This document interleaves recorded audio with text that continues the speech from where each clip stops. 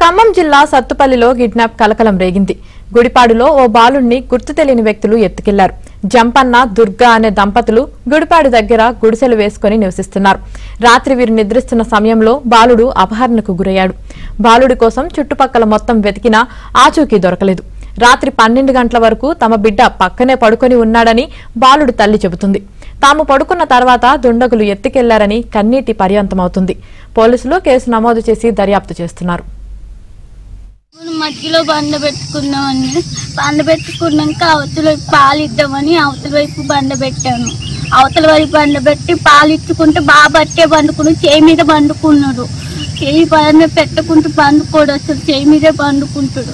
వెళ్ళని దుప్పటి కప్పిన చుట్టుకొని పండుకున్నాడు. దుప్పటి చుట్టూ తిప్పుకొని పండుకున్నాడు.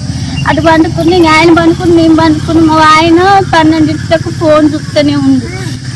చూసి మా ఆయన పండుకుండు. అట్లా పండుకున్నాక ఇక ఒక అర్ధగంట అయింది. లేదు చూసిన పిల్లగాలు లేడు. ఒకటైతుంటాయో పిల్లగాలు లేడు.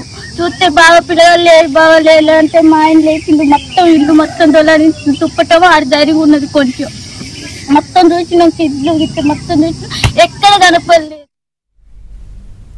సత్తుపల్లిలోని గుడిపాడులో కిడ్నాప్ కలకలం రేపింది. ఇదే విషయానికి సంబంధించి మరింత సమాచారం మా ప్రతినిధి శ్రీధర్ అందిస్తారు.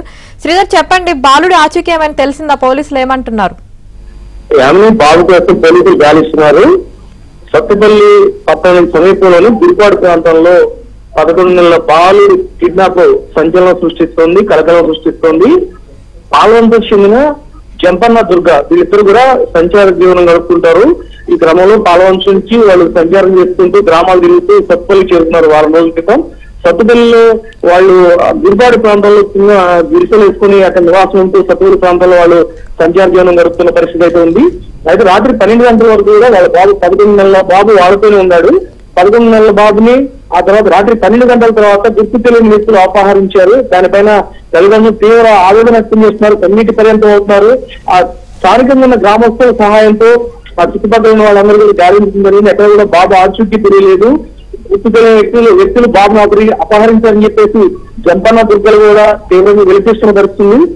సత్తుపల్లి పోలీస్ స్టేషన్ ఫిర్యాదు చేశారు. సత్తుపల్లి పోలీసులకు జరిగిన విషయాన్ని తెలియజేసి వాళ్ళు బాగా ఎప్పుడవుతుందని సత్తుపల్లి పోలీసులు ఫిర్యాదు చేశారు. సత్తుపల్లి పోలీసులు గాలింపు చర్యలు చేపట్టారు. ఇంకా బాబు ఆచూకీ తెలియదు. బాబు కోసం తల్లిదండ్రులు అయితే తీవ్ర ఆందోళన వ్యక్తం చేస్తున్న పరిస్థితి ఉంది. Right, thank you Sridhar.